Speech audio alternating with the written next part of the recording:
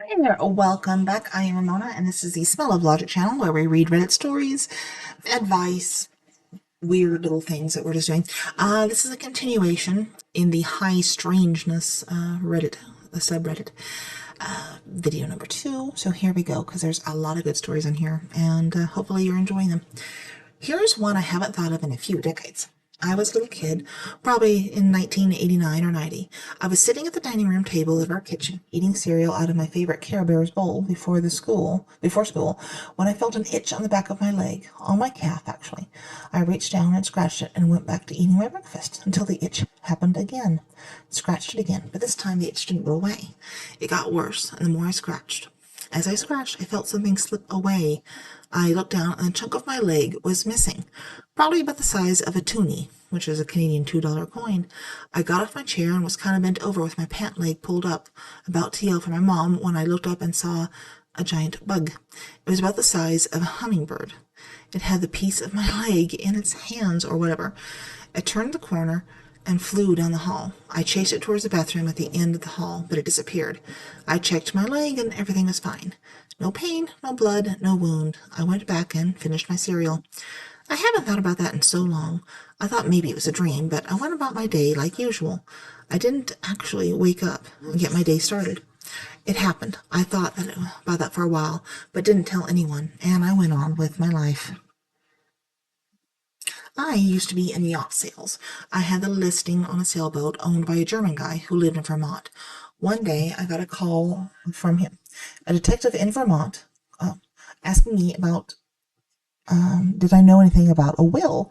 It seems the two owners had died suddenly and unexpectedly, and his daughter knew of a will, but the local PD had been on the boat and couldn't find it on the boat. Just after the call, I had a strong feeling that I knew where the will was. I was so scared I made one of the guys in the office go with me to the boat. I went to the boat and went to the navigation station, opened a drawer, and reached up under the top and found the will. I sent it via FedEx to the detective. True story, and it still creeps me out. My little brother had something similar. We live on acreage in the middle of a thick forest and a small mountain range. At one point, we lost one of our goats.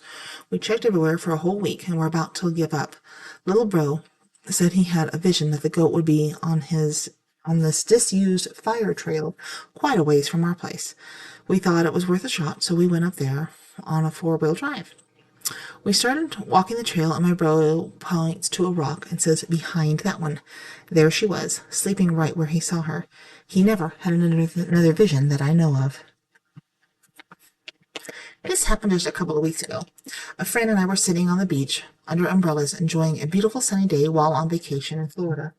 As we were talking, the world went completely dark, as it was as if someone had turned off the lights for a split second.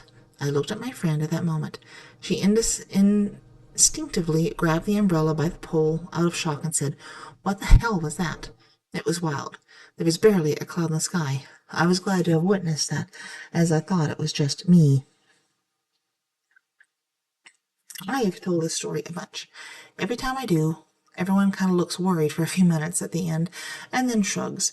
It's not like I'm saying that in disapproval, but what are you gonna do? I've had little experiences all my life. I just didn't put it together until recently. Until after. I've given you the short version. I'll give you the short version. I saw a gray alien leaning around the corner of my living room last year. We made eye contact. It kind of squinted at me, pulled its arm back. It looked as if it was about to tap me on the shoulder, and it went back around the corner.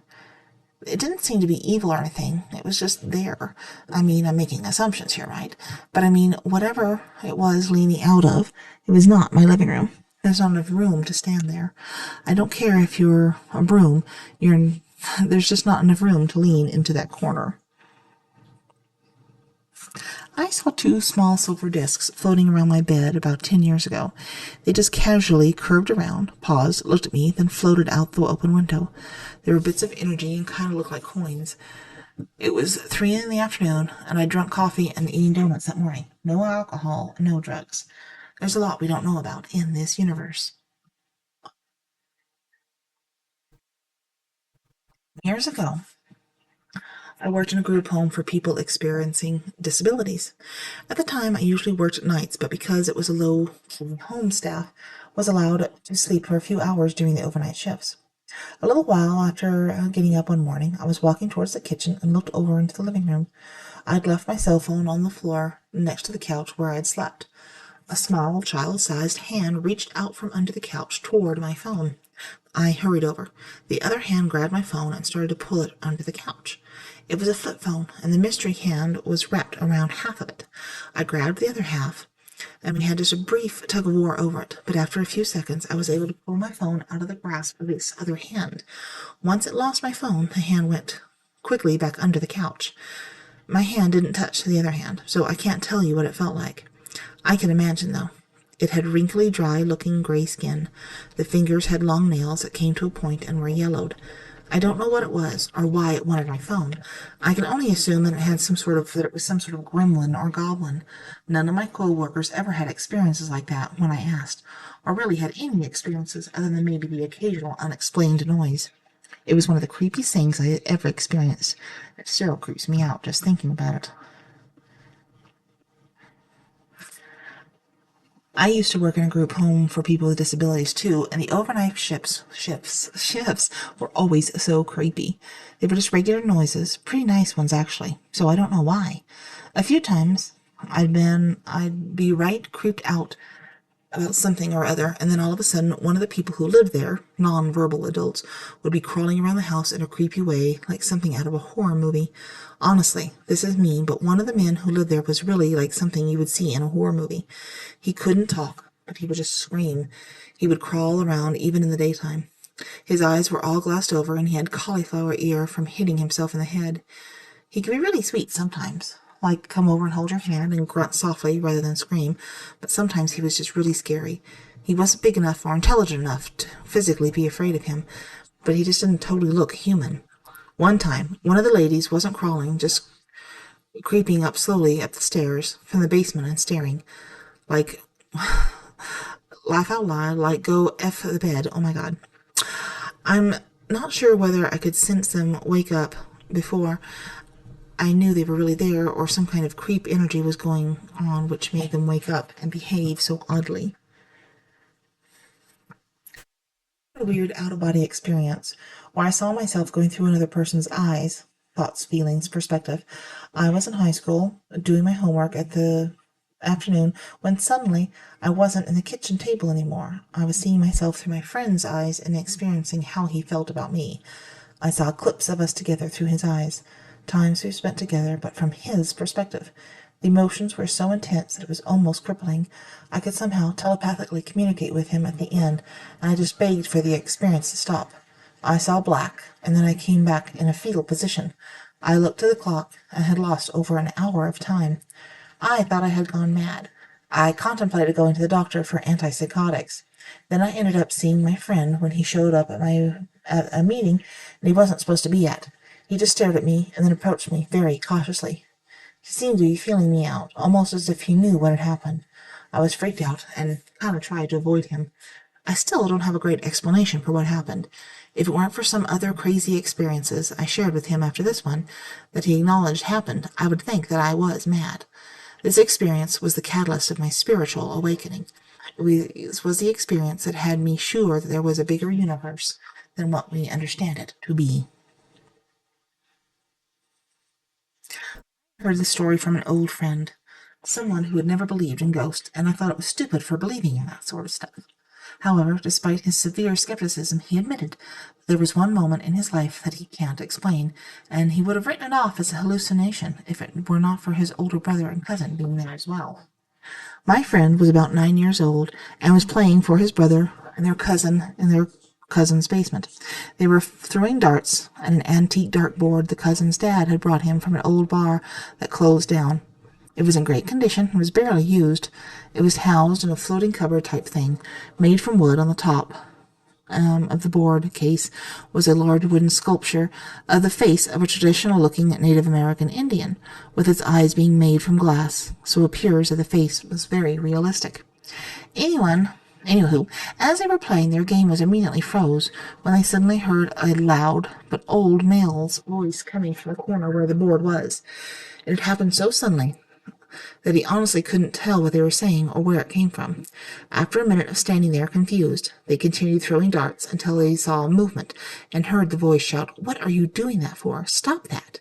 It was then that they realized the movement they saw from the sculpture's head turning towards them as its face contorted into a vicious, angry-looking one as it was yelling at them.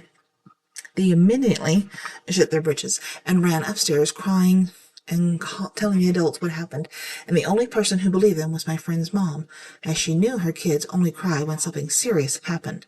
She went downstairs herself, and she swears up and down that she reached the bottom stairs.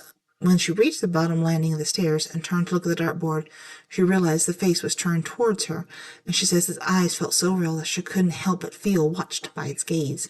Of course, no one believed her, but still to this day she and the boys swear up and down what they saw, and it became sort of an urban legend among his family. That one's pretty freaky. There are stories of people passing out from smoking salvia, and while they're gone, they have the unfortunate experience of having their consciousness trapped in inanimate objects, like lamps and ceiling fans, sometimes for years or decades. They wake up and learn that they were only gone for a minute or two. Yeah, that's probably why you shouldn't smoke salvia. 2002 Reading Festival.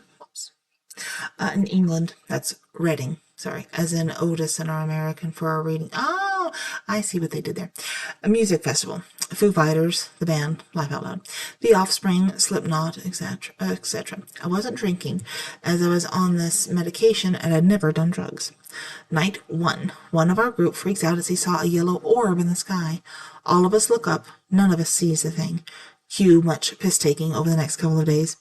Final night, I glance up at the sky and see a large yellow circular object moving quickly across the sky, but not so fast that it's a blink and you'll miss it. I have time to ask our friend what it is, and when he saw it, to point up. Several of us look and see it, except one who insists that we all saw a canary. It was weird, definitely not stage lighting, as we were nowhere near it and the music had finished. It was a cloud-covered sky, so there was no moonlight, and was definitely in motion.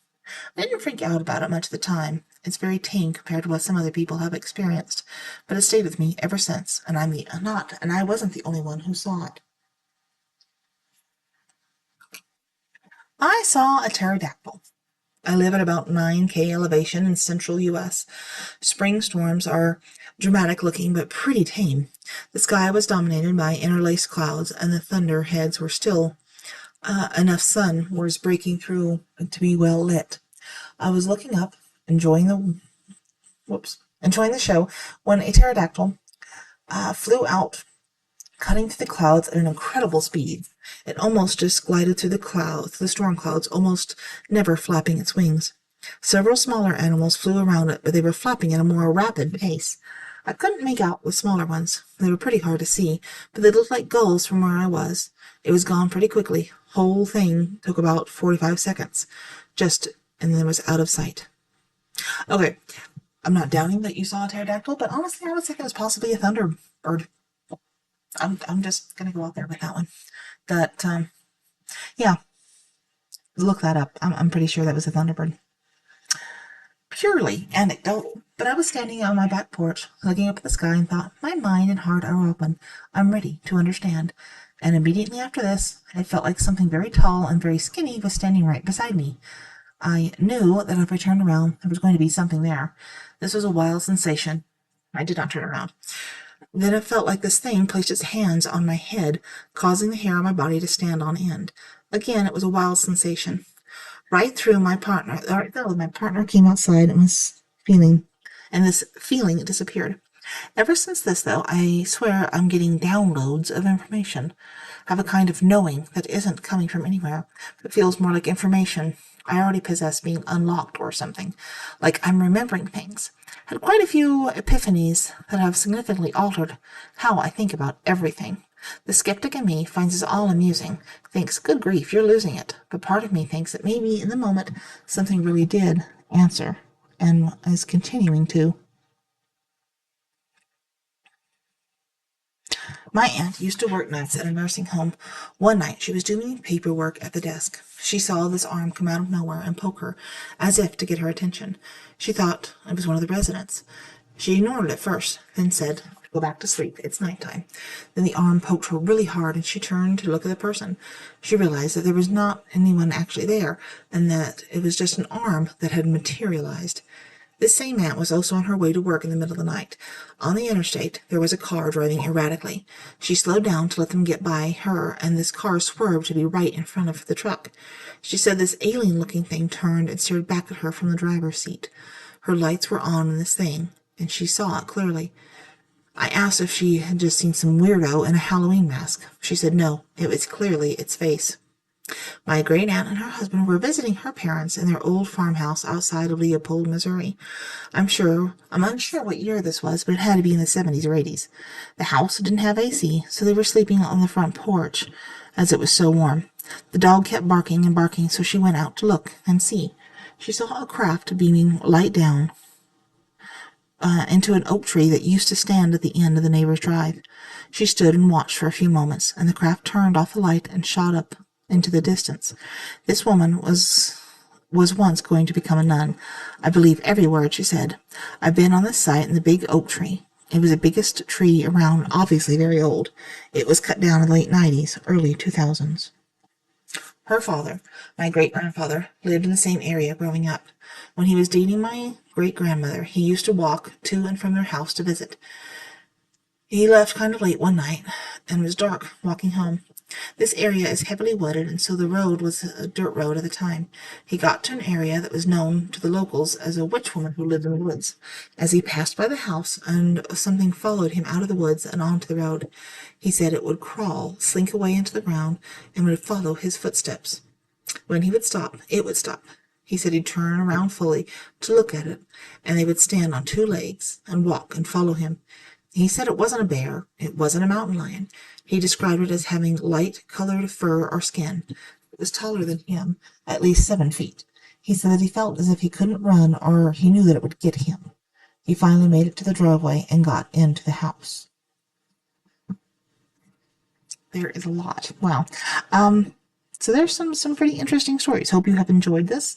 If you did, maybe leave a like or a comment, share this video with somebody, or just subscribe to the channel. That would help a lot. And again, thank you all for listening and watching, and we'll talk to you later. Go check out another video or 5. There's plenty.